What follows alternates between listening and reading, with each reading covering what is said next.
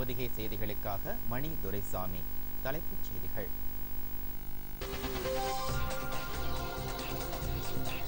திருச்சி முத்தையம்பாளையம் கிராமத்தில் தனியார் கோவிலில் ஏற்பட்ட கூட்ட நெரிசலில் சிக்கி 7 பேர் உயிரிழப்பு, 12 பேர் காயமடைந்துள்ளனர். பிரதமர், முதலமைச்சர் உள்ளிட்டோர் இரங்கல்.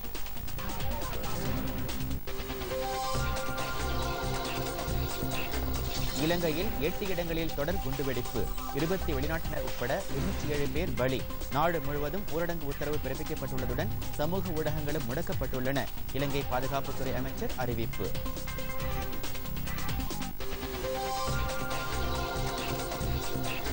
இலங்கைக்கு தேவையான அனைத்து உதவிகளையும் செய்ய தயார். அந்நாட்டு அதிபருடன் பிரதமர் நரேந்திர மோடி தொலைபேசியில் பேச்சு. போப்பாண்டவர் மற்றும் உலக நாடுகளின் தலைவர்கள் கண்டனம்.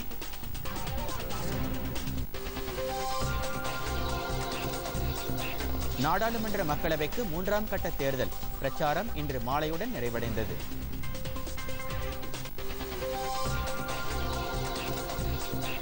வலிமையான இந்தியாவே பிஜேபியின் நோக்கம், பிரதமர் நரேந்திர மோடி.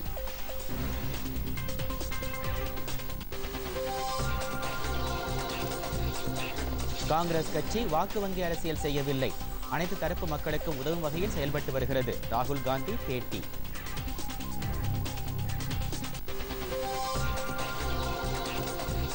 மதுரை வாக்கு எண்ணும் மையத்தில் அத்துமீறி நுழைந்த பெண் அதிகாரி இடைநீக்கம், தேர்தல் ஆணையம் நடவடிக்கை.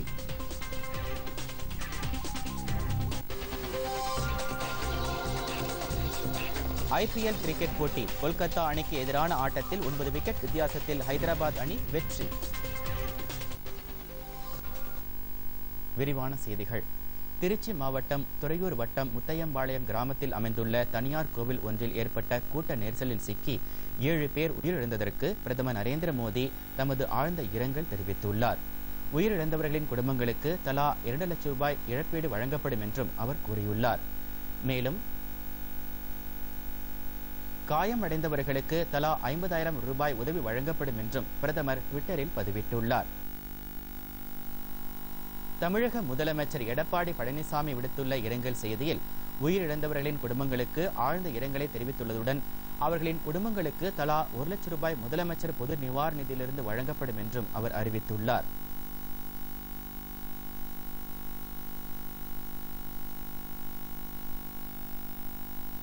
காயமடைந்த 12 பேருக்கு தலா 50,000 ரூபாய் நிவாரணம் வழங்கப்படும் என்றும் இவர்கள் அனைவரும் விரைவில் பூரண நலம் பெற வேண்டும் என்றும் பிரார்த்திப்பதாக முதலமைச்சர் கூறியுள்ளார்.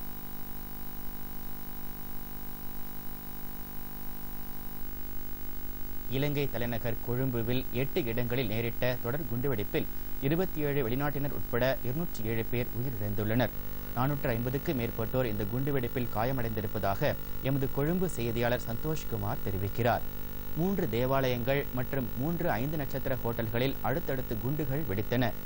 ஈஸ்டர் தினத்தையொட்டி தேவாலயங்களில் ஏராளமானோர் பிரார்த்தனையில் பங்கேற்றிருந்த சமயத்தில் திட்டமிட்டு இந்த தாக்குதல்கள் நடத்தப்பட்டிருப்பதாக அந்நாட்டின் ஊடகங்கள் செய்தி வெளியிட்டுள்ளன.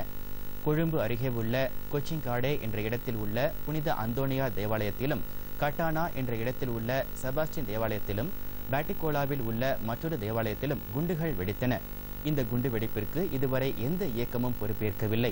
இதனிடையே குண்டுவெடிப்பை அடுத்து அந்த நாட்டு பிரதமர் ரணில் விக்ரமசிங்கே அதிகாரிகள் மற்றும் அமைச்சர்களுடன் அவசர ஆலோசனையில் ஈடுபட்டார். பொதுமக்கள் அச்சமின்றி ஒற்றுமையுடன் அமைதி காக்க வேண்டும் என அவர் வேண்டுகோள் விடுத்துள்ளார். சம்பவம் நிகழ்ந்த இடங்களில் காவல்துறையினர் விரைந்து சென்று அப்பகுதிகளுக்கு சீல் வைத்துள்ளனர். அங்கு பாதுகாப்பு பலப்படுத்தப்பட்டுள்ளது. இதனிடையே இன்று பிற்பகல் மேலும் 2 இடங்களில் குண்டுவெடிப்பு நடத்தப்பட்டது. இதுகுறித்து செய்தியாளர்களிடம் பேசிய அந்நாட்டு பாதுகாப்புத்துறை அமைச்சர் ருவன் விஜயரத்னே பெரும்பாலான குண்டுவெடிப்புகள் தற்கொலை தாக்குதல்கள் என்று குறிப்பிட்டார். இது தொடர்பாக 7 பேர் கைது செய்யப்பட்டிருப்பதாகவும் அவர் தெரிவித்தார். இதனைத் தொடர்ந்து நாடு முழுவதும் ஊரடங்கு உத்தரவு பிறப்பிக்கப்பட்டுள்ளது. சமூக ஊடகங்களும் முடக்கப்பட்டுள்ளன. அங்கு பொதுமக்களை பாதுகாக்கும் பணியில் முப்படையினரும் ஈடுபடுத்தப்பட்டுள்ளனர். காவல்துறையினருக்கு வழங்கப்பட்ட விடுமுறைகள் ரத்து செய்யப்பட்டு அனைவரும் பணிக்கு திரும்ப வேண்டும் என உத்தரவிடப்பட்டிருப்பதாக எமது கொழும்பு செய்தியாளர் தெரிவிக்கிறார்.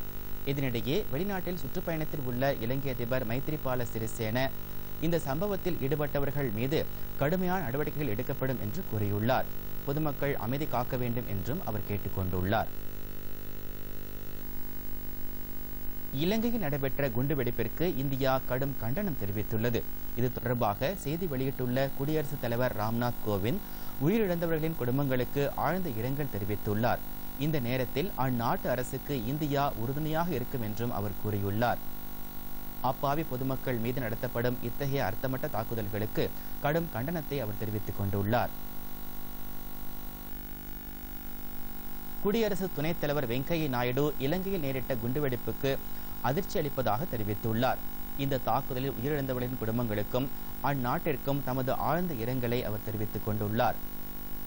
இந்த தாக்குதலில் காயமடைந்தவர்கள் விரைவில் குணமடைய அவர் பிரார்த்திப்பதாக தெரிவித்துள்ளார். பிரதமர் நரேந்திர மோடி இலங்கை குண்டுவெடிப்புக்கு கடும் கண்டனம் தெரிவித்துள்ளார். தெற்காசிய பிராந்தியத்தில் இத்தகைய கொடூர தாக்குதலை அனுமதிக்க முடியாது என்றும் அவர் கூறியுள்ளார். இந்த சம்பவத்தில் உயிரிழந்தவர்கள் அனைவருக்கும் அவர் இரங்கல் தெரிவித்துள்ளார். அந்நாட்டு அதிபர் மைத்திரிபால சிறிசேனவை தொடர்பு கொண்டு பிரதமர் தனது இரங்கலை தெரிவித்துக் கொண்டதுடன் இக்கட்டான இந்த சூழ்நிலையில் இலங்கைக்கு இந்தியா உதவ தயாராக இருப்பதாக உறுதியளித்தார். அந்நாட்டு பிரதமர் ரணில் விக்ரமசிங்கேவையும் பிரதமர் தொடர்பு கொண்டு பேசினார். கொழும்பில் நேரிட்ட குண்டுவெடிப்பில் ஏராளமான உயிரிழந்த செய்தி கேட்டு அதிர்ச்சி அடைந்திருப்பதாக காங்கிரஸ் தலைவர் ராகுல் காந்தி கூறியுள்ளார். தீவிரவாதத்தின் இந்த செயலுக்கு கண்டனம் தெரிவித்துள்ள அவர் உயிரிழந்தவர்களுக்கு ஆழ்ந்த அனுதாபங்களையும் தெரிவித்துக் கொண்டுள்ளார். உலக நாடுகளின் தலைவர்களும் இந்த தாக்குதலுக்கு கண்டனம் தெரிவித்துள்ளனர். அமெரிக்க அதிபர் டொனால்டு டிரம்ப் இந்த தாக்குதலில் உயிரிழந்தவர்களுக்கு ஆழ்ந்த இரங்கலை தெரிவித்துக் கொண்டுள்ளார்.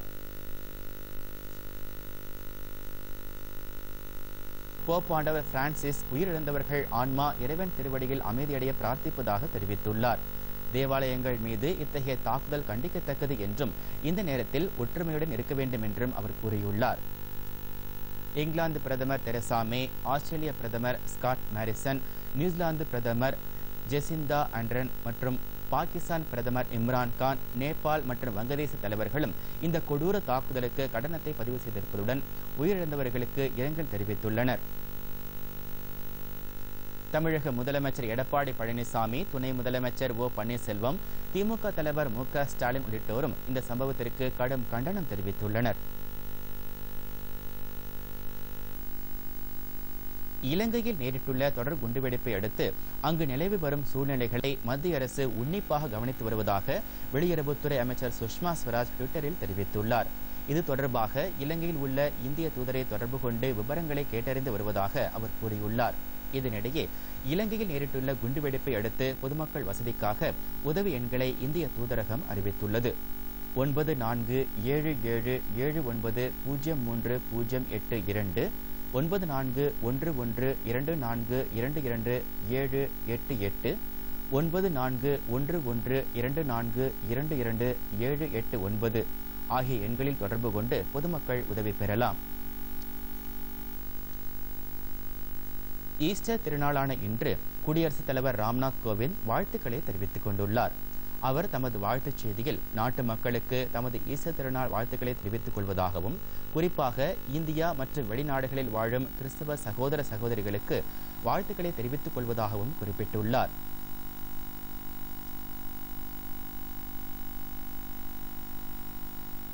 இயேசு பிரான் உயிர்த்தெழுந்த இந்த புனித நாள் நமது மனதிற்கு மகிழ்ச்சியையும் அமைதியையும் கொண்டு சேர்க்கும் என்று தாம் நம்புவதாக குடியரசுத் தலைவர் தமது வாழ்த்துச் செய்தியில் தெரிவித்துள்ளார்.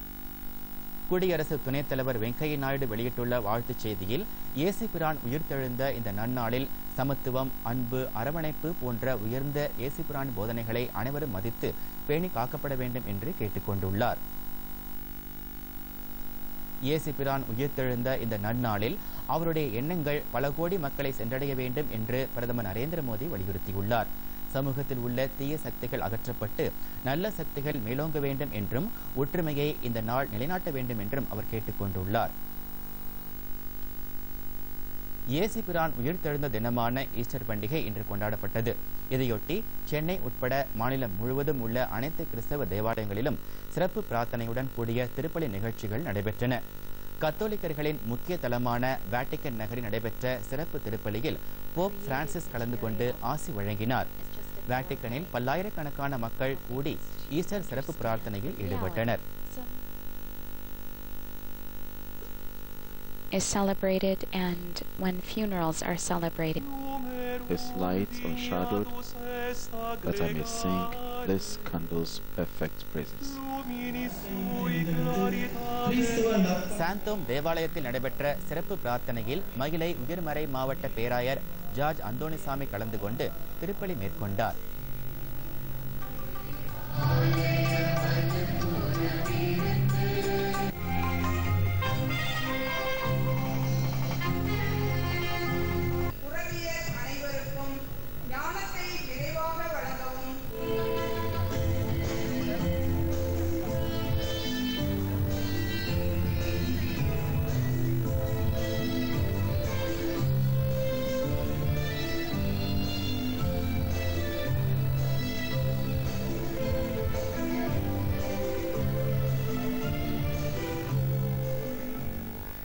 கன்னியாகுமரியில் உள்ள பிரசித்தி பெற்ற தேவாலயத்தில் ஏராளமானோர் கூடி சிறப்பு பிரார்த்தனையில் ஈடுபட்டனர்.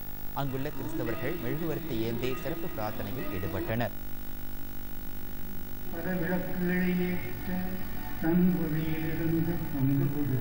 வாழ்வில் மீண்டும் சேர்த்து தூயவராக்கியதும் இந்த இரவே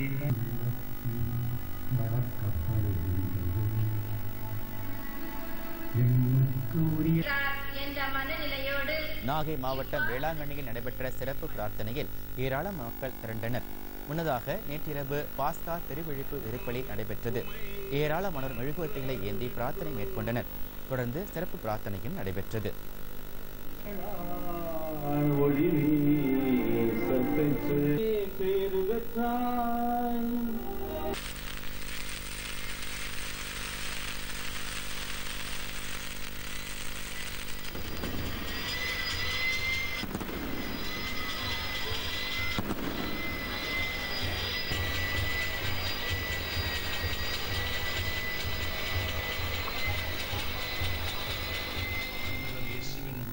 சென்னை பெரம்பூரில் உள்ள லூர்து அன்னை திருத்தலத்தில் ஈஸ்டர் திருநாளையொட்டி நடைபெற்ற சிறப்பு திருப்பலியில் தேவாஜோ தலைமையில் கூட்டு பிரார்த்தனை நடைபெற்றது. ஈஸ்டர் தினத்தையொட்டி தமிழக ஆளுநர் பன்வாரிலால் புரோஹித், முதலமைச்சர் எடப்பாடி பழனிசாமி, திமுக தலைவர் மு.க. ஸ்டாலின் உள்ளிட்ட தலைவர்கள் பலரும் கிறிஸ்தவ மக்களுக்கு தமது வாழ்த்துக்களை தெரிவித்துக் கொண்டுள்ளனர்.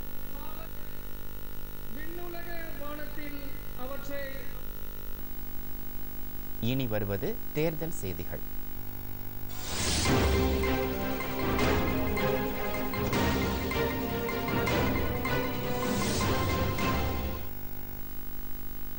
நாடாளுமன்ற மக்களவைக்கு ஏற்கனவே 2 கட்ட தேர்தல் நடைபெற்று முடிந்துள்ள நிலையில் 3வது கட்டமாக 13 மாநிலங்கள் மற்றும் 2 யூனியன் பிரதேசங்கள் அடங்கிய 117 தொகுதிகளில் நாளை மறுநாள் வாக்குப்பதிவு நடைபெறவுள்ளது. இதில் வயநாடு, காந்திநகர் உள்ளிட்ட தொகுதிகளில் இன்று மாலை தேர்தல் பிரச்சாரம் நிறைவடைந்தது. இதன் காரணமாக அங்கு அரசியல் கட்சி தலைவர்கள் இறுதிக்கட்ட பிரச்சாரத்தில் ஈடுபட்டனர். குஜராத்தில் உள்ள 26 தொகுதிகளுக்கும் கேரளாவில் உள்ள 20 தொகுதிகளுக்கும் ஒரே கட்டமாக வாக்குப்பதிவு நடைபெறவுள்ளது. இதர மாநிலங்களில் பல்வேறு எண்ணிக்கையிலான தொகுதிகளில் நாளை மறுநாள் வாக்குப்பதிவு நடைபெறுகிறது. கிழக்கு திரிபுராவில் கடந்த 18ஆம் தேதி நடைபெறவிருந்த வாக்குப்பதிவு சட்டம் ஒழுங்கு பிரச்சினை காரணமாக நாளை மறுநாள் நடைபெறவுள்ளது. 7 கட்ட தேர்தலில் இந்த 3ஆம் கட்ட தேர்தலில்தான் அதிகபட்சமாக 117 தொகுதிகளுக்கு வாக்குப்பதிவு நடைபெறுகிறது. பிஜேபி தலைவர் அமித்ஷா, காங்கிரஸ் தலைவர் ராகுல் காந்தி உள்ளிட்ட முக்கிய தலைவர்கள் இந்த தேர்தலில் களம் காண்கின்றனர். தீவிரவாதத்தை வேரோடு அழிக்க தம்மால் மட்டுமே முடியும் என்று பிரதமர் நரேந்திர மோடி கூறியுள்ளார். ராஜஸ்தானின் ஜெய்ப்பூரில் நடைபெற்ற தேர்தல் பிரச்சார கூட்டத்தில் பேசிய அவர் இலங்கையில் அப்பாவி பொதுமக்கள் கொல்லப்பட்டதற்கு கடும் கண்டனம் தெரிவித்தார். जिसका इंतजार आपको देश के लोगों को बरसों से था, वो फैसले ले पाया जो कांग्रेस की सरकारों ने दशकों से लटका कर रखे हुए। किसानों को लागत का 1.5 गुना एमएसपी देने की बरसों पुरानी मांग को पूरा करने का काम आपके इस चौकीदार ने किया है. வலிமையான இந்தியாவே பிஜேபியின் நோக்கம் என பிரதமர் நரேந்திர மோடி கூறியுள்ளார். முன்னதாக குஜராத்தின் பதானில் நடைபெற்ற பொதுக்கூட்டத்தில் பேசிய அவர் வளர்ச்சியடைந்த மற்றும் வலிமையான பாரதத்தையே பிஜேபி நோக்கமாக கொண்டுள்ளது என்று கூறினார். அண்மையில் செயற்கைக்கோள்களை குறிவைத்து தாக்கும் சோதனை வெற்றிகரமாக நடத்தியது குறித்து பேசிய அவர் இதன் வாயிலாக இந்தியா சர்வதேச அரங்கில் வலிமைமிக்க நாடாக உள்ளது என்று கூறினார். உலகின் 6வது மிகப்பெரிய பொருளாதாரமாக இந்தியா உள்ளதை குறிப்பிட்ட அவர் முதல் 3 இடங்களில் இந்திய பொருளாதாரத்தை முன்னேற்ற தமது அரசு நடவடிக்கை எடுத்து வருவதாக கூறினார். ஏழை எளிய மக்கள், குறிப்பாக சமூகத்தில் பின்தங்கிய மற்றும் விவசாய மக்களின் நலனுக்காகவே தமது அரசு திட்டங்களை செயல்படுத்துவதாக தெரிவித்தார். இந்திய விமானி அபிநந்தன் பாகிஸ்தானில் பிடிபட்ட போது உரிய நேரத்தில் அவரை விடுவிக்க தமது அரசு நடவடிக்கை எடுக்கும் என்று தாம் வாக்குறுதி அளித்து அதனை உடனடியாக நிறைவேற்றியதையும் அவர் சுட்டிக்காட்டினார். மக்களவைத் தேர்தலில் தமது கட்சி மீண்டும் வெற்றி பெற்று கட்டாயம் ஆட்சி அமைக்கும் என்றும் அவர் தெரிவித்தார். தமிழகத்தில் அனைத்து தொகுதிகளையும் காங்கிரஸ் கூட்டணி கைப்பற்றும் என காங்கிரஸ் தலைவர் ராகுல் காந்தி தெரிவித்துள்ளார். புதுதில்லியில் ஆங்கில செய்தித்தாள் ஒன்றுக்கு பேட்டியளித்துள்ள அவர் நாட்டின் பொருளாதாரத்தை மாற்றி அமைப்பது குறித்து தமது கட்சி ஆலோசனை நடத்தி வருவதாக கூறினார். அதன் அடிப்படையிலேயே ஏழை எளிய மக்களுக்கு ஆண்டுக்கு 72,000 ரூபாய் வழங்கப்படும் என்று வாக்குறுதி அளித்திருப்பதாக அவர் கூறினார். மத்திய பாஜக ஆட்சியில் வாங்கும் சக்தியை மக்கள் இழந்துவிட்டதாகவும் விவசாயிகள் மிகப்பெரிய இன்னல்களை அனுபவித்து வருவதாகவும் கூறினார். வேலை வாய்ப்பின்மை மோசமான நிலைமையை எட்டியிருப்பதாக அவர் தெரிவித்தார்.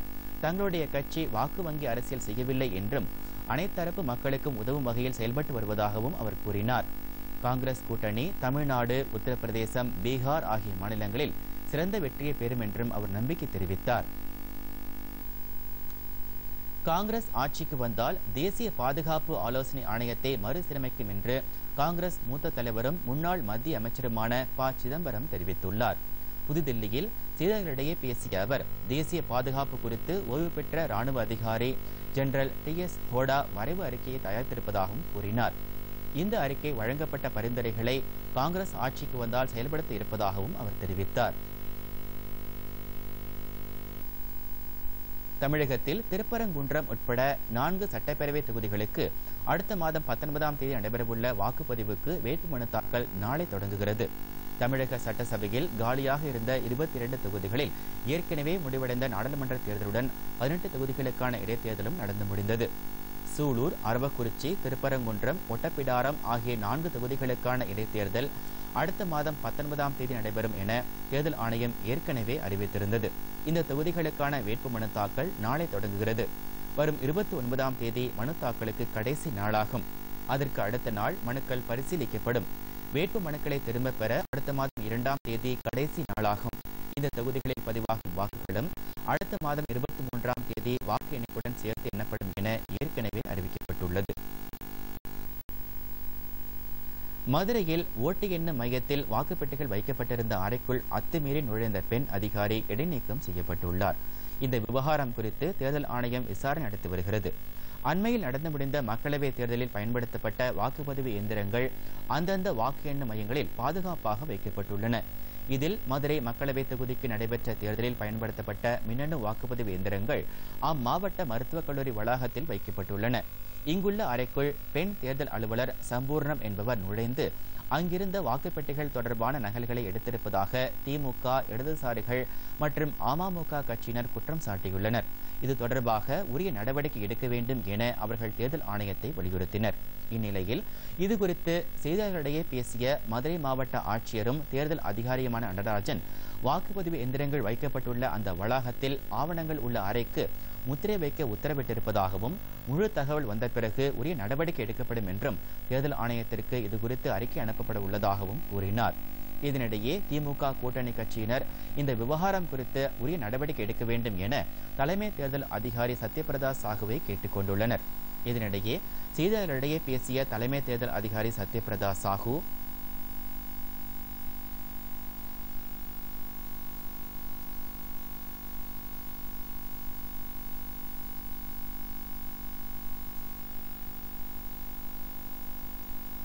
வாக்குப்பெட்டிகள் வைக்கப்பட்டுள்ள பாதுகாப்பான அறையில் யாரும் நுழையவில்லை என்றும் அந்த அறை சீல் வைக்கப்பட்டு மூடியே இருந்ததாகவும் கூறியுள்ளார். இந்த அறைக்கு அருகில் உள்ள ஆவணங்கள் அறையில் மட்டுமே சென்றதாக அவர் கூறியுள்ளார். மதுரையில் மின்னணு வாக்குப்பதிவு இயந்திரங்கள் வைக்கப்பட்டிருக்கும் அறையில் அரசு அதிகாரிகள் அத்துமீறி நுழைந்திருப்பது பெரும் சந்தேகத்தை ஏற்படுத்தியிருப்பதாக திமுக தலைவர் மு.க.ஸ்டாலின் கூறியுள்ளார். இது தொடர்பாக இன்று அவர் வெளியிட்டுள்ள அறிக்கையில், மதுரை மருத்துவக் கல்லூரி வளாகத்தில் உள்ள வாக்கு எண்ணும் மையத்தில் வாக்குப்பதிவு எந்திரங்கள் வைத்திருக்கும் அறைக்குள் பெண் வட்டாட்சியர் உள்ளிட்ட அதிகாரிகள் சிலர் இன்று அதிகாலை 3 மணி அளவில் உள்ள நுழைந்து 2 மணி நேரத்திற்கு மேல் அங்கேயே இருந்துள்ளது அதிர்ச்சி அளிப்பதாக கூறியுள்ளார். வாக்கு எண்ணுவதற்கு இன்னும் 1 மாதத்திற்கு மேலாக கால அவகாசம் உள்ள நிலையில் வாக்கு எண்ணும் மையங்களில் தங்கள் கட்சியினரும் கூட்டணி கட்சியினரும் விழிப்புடன் இருக்க வேண்டும் என்று அவர் கேட்டுக் கொண்டுள்ளார்.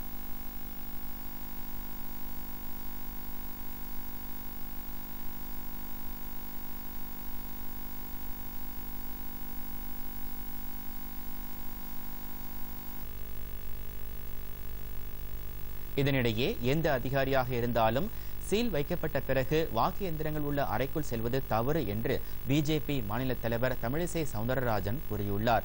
சென்னையில் செய்தியாளர்களிடையே பேசிய அவர், சீல் வைக்கப்பட்ட பிறகு அறைக்குள் செல்வதற்கு எந்த அதிகாரிக்கும் எந்தவித அதிகாரமும் இல்லை என்று கூறியுள்ளார். ஏதேனும் பிரச்சனை இருந்தால் அரசியல் கட்சி தலைவர்கள், வேட்பாளர்கள் மற்றும் அதிகாரிகளுக்கு தெரிவித்திருக்க வேண்டுமே தவிர சீலிடப்பட்ட அறைக்குள் செல்வது தவறு என்றும் அவர் கூறினார். எனினும் ஆளும் கட்சியினர் யாரையோ அணுகி இதனை செய்தது போன்ற தோற்றத்தை எதிர்க்கட்சிகள் ஏற்படுத்த முயற்சிப்பது தவறு என்றும் அவர் குறிப்பிட்டுள்ளார்.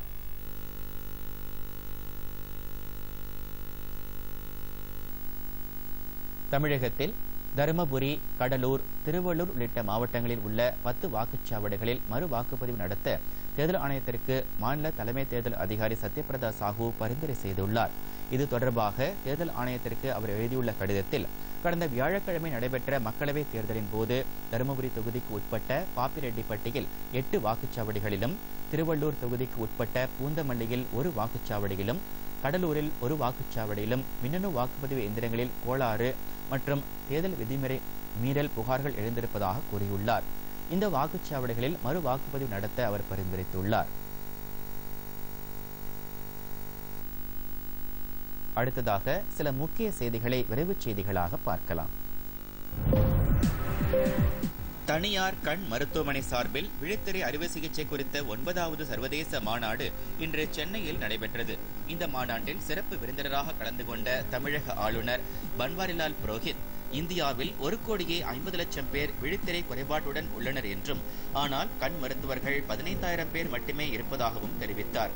எனவே திறன்மிக்க கண் மருத்துவ நிபுணர்களை வரும் ஆண்டுகளில் உருவாக்க வேண்டும் என்றார். நிகழ்ச்சியில் கண் மருத்துவமனை குழும தலைவர் அமர் அகர்வால் உள்ளிட்டோர் கலந்து கொண்டனர். குடிமைப் பணிகள் தினத்தை முன்னிட்டு பிரதமர் நரேந்திர மோடி அரசு ஊழியர்களுக்கு வாழ்த்துக்களை தெரிவித்துள்ளார். இன்று இதுகுறித்து அவர் வெளியிட்டுள்ள தமது ட்விட்டர் செய்தியில், அரசு ஊழியர்களின் ஈடில்லாத கடின உழைப்பு நாட்டை வளர்ச்சிப் பாதையில் கொண்டு செல்லும் என்று குறிப்பிட்டுள்ளார். நாட்டிற்கான வலிமையான நிர்வாக கட்டமைப்பை உருவாக்குவதில் சர்தார் பட்டேல் காட்டிய மிகச்சிறந்த பங்களிப்பை பிரதமர் தமது வாழ்த்துச் செய்தியில் நினைவு கூர்ந்துள்ளார். தமிழகத்தில் பொறியியல் படிப்புகளில் சேர்வதற்கு அடுத்த மாதம் 2ஆம் தேதி முதல் 31ஆம் தேதி வரை இணையதளம் வாயிலாக விண்ணப்பிக்கலாம் என்று உயர்கல்வித்துறை அறிவித்துள்ளது. தொழில்நுட்ப கல்வி இயக்குநரகம் இந்த ஆண்டு பொறியியல் கலந்தாய்வை நடத்தும் என்றும், ஜூன் மாதம் இறுதி வாரத்தில் கலந்தாய்வு தொடங்கும் என்றும், ஜூலை இறுதி வரை பொறியியல் கலந்தாய்வு நடத்தப்படும் என்றும் உயர்கல்வித்துறை அறிவித்துள்ளது. வங்கிகள் வாரத்தில் 5 நாட்கள் மட்டுமே இயங்கும் என ஊடகங்களில் வெளியான செய்தியை ரிசர்வ் வங்கி மறுத்துள்ளது. இது தொடர்பாக ரிசர்வ் வங்கி வெளியிட்டுள்ள அறிக்கையில், இது தவறான செய்தி என்றும், இது போன்ற அறிக்கை எதுவும் ரிசர்வ் வங்கியால் வெளியிடப்படவில்லை என்றும் தெரிவிக்கப்பட்டுள்ளது. தற்போது வங்கிகளில் ஞாயிற்றுக்கிழமைகளிலும் 2வது மற்றும் 4வது சனிக்கிழமைகளிலும் மட்டுமே விடுமுறை கடைபிடிக்கப்படுகிறது. கொடைக்கானலுக்கு வரும் சுற்றுலா பயணிகள் பாலித்தீன் பைகளை தவிர்க்க வேண்டும் என்று கொடைக்கானல் நகராட்சி ஆணையாளர் வலியுறுத்தியுள்ளார். பள்ளிகளுக்கு விடுமுறை விடப்பட்டிருப்பதை அடுத்து மலைகளின் இளவரசியான கொடைக்கானலுக்கு வரும் சுற்றுலா பயணிகளின் எண்ணிக்கை அதிகரித்துள்ளது. இந்நிலையில் கொடைக்கானல் வரும் சுற்றுலா பயணிகள் பாலித்தீன் பைகளை தவிர்க்குமாறு கொடைக்கானல் நகராட்சி ஆணையர் முருகேசன் சுற்றுலா பயணிகளை கேட்டுக் கொண்டுள்ளார். மேலும் பொது இடங்கள் சுத்தமாக இருப்பதற்கு சுற்றுலா பயணிகள் ஒத்துழைப்பு அளிக்க வேண்டும் என்றும் அவர் வேண்டுகோள் விடுத்துள்ளார்.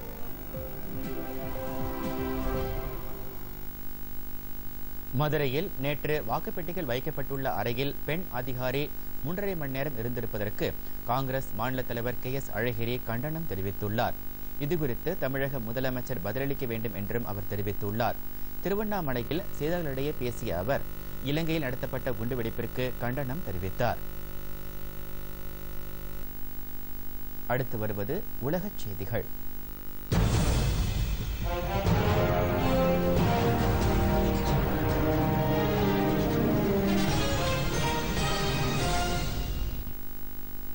எகிப்தில் அமைதியை ஏற்படுத்தும் தூதராக செயல்பட்டு வந்தவர் கொலை செய்யப்பட்டது போர் குற்றமாக கருதப்படும் என்று ஐநா தெரிவித்துள்ளது. அண்மையில் எகிப்தின் மாலி பகுதியில் ஐநா அமைதிக்குழு வாகனத்தின் மீது குண்டுவெடிப்பு தாக்குதல் நடத்தப்பட்டது. இதில் அமைதி தூதர் ஒருவர் உயிரிழந்தார். இந்த சம்பவத்திற்கு கண்டனம் தெரிவித்துள்ள ஐநா பொதுச் செயலாளர் இந்த நடவடிக்கை போர்க்குற்றமாகும் என்றும் கூறியுள்ளார்.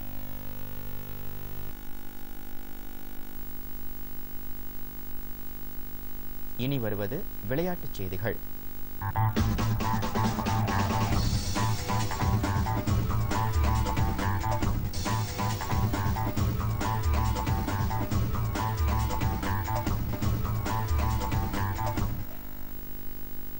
ஐபிஎல் கிரிக்கெட் போட்டியில் கொல்கத்தாவில் நடைபெற்ற ஆட்டத்தில் ஹைதராபாத் அணி 9 விக்கெட் வித்தியாசத்தில் கொல்கத்தா அணியை வீழ்த்தியது. முன்னதாக டாஸ் வென்ற ஹைதராபாத் அணி பந்து வீச தீர்மானித்தது. இதனையடுத்து களமிறங்கிய கொல்கத்தா அணி 8 விக்கெட் இழப்பிற்கு 159 ரன் எடுத்தது.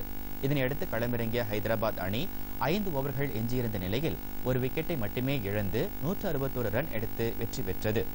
அந்த அணியின் டேவிட் வார்னர் 38 பந்துகளில் 67 ரன் எடுத்தார். ஜானி பெயின்ஸ்டாப் 43 பந்துகளில் 80 ரன் எடுத்தார். பெங்களூருவில் தற்போது நடைபெற்று வரும் போட்டியில் பெங்களூரு அணிக்கு எதிராக டாஸ் வென்ற சென்னை அணி பந்து வீச தீர்மானித்துள்ளது. இதனையடுத்து முதலில் களமிறங்கியுள்ள பெங்களூரு அணி சற்று முன் வரை 1 விக்கெட் இழப்பிற்கு 34 ரன் எடுத்துள்ளது. இனி வருவது வானிலை செய்திகள்.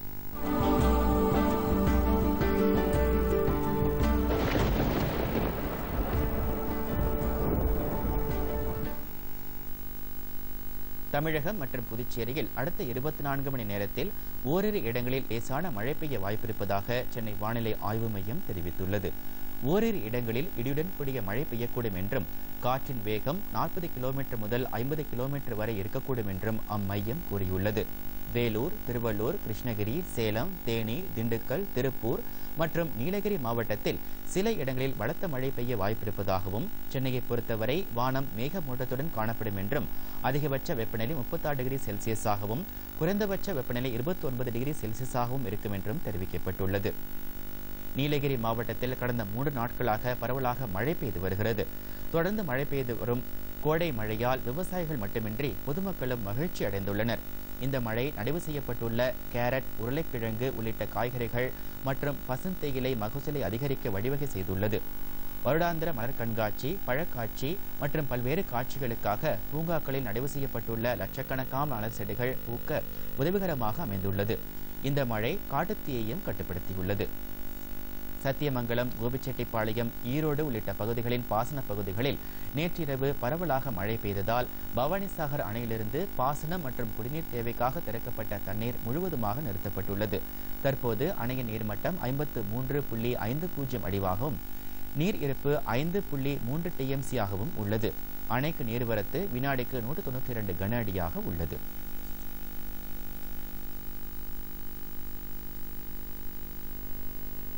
மீண்டும் தலைப்புச் செய்திகள்.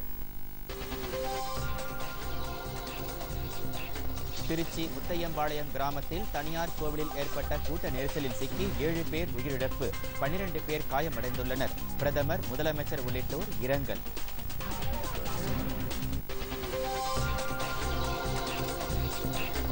இலங்கையில் 8 இடங்களில் தொடர் குண்டுவெடிப்பு, 20 வெளிநாட்டினர் உட்பட 207 பேர் பலி. நாடு முழுவதும் ஊரடங்கு உத்தரவு பிறப்பிக்கப்பட்டுள்ளதுடன் சமூக ஊடகங்களும் முடக்கப்பட்டுள்ளன. இலங்கை பாதுகாப்புத்துறை அமைச்சர் அறிவிப்பு.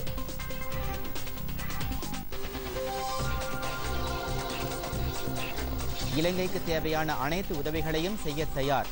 அந்நாட்டு அதிபருடன் பிரதமர் நரேந்திர மோடி தொலைபேசியில் பேச்சு. போப்பாண்டவர் மற்றும் உலக நாடுகளின் தலைவர்கள் கண்டனம்.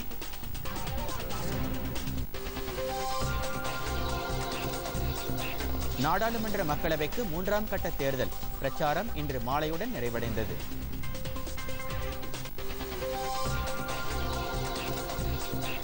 வலிமையான இந்தியாவே பிஜேபியின் நோக்கம், பிரதமர் நரேந்திர மோடி.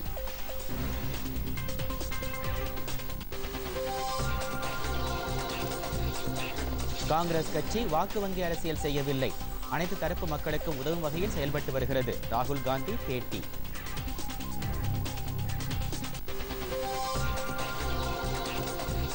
மதுரை வாக்கு எண்ணும் மையத்தில் அத்துமீறி நுழைந்த பெண் அதிகாரி இடைநீக்கம். தேர்தல் ஆணையம் நடவடிக்கை.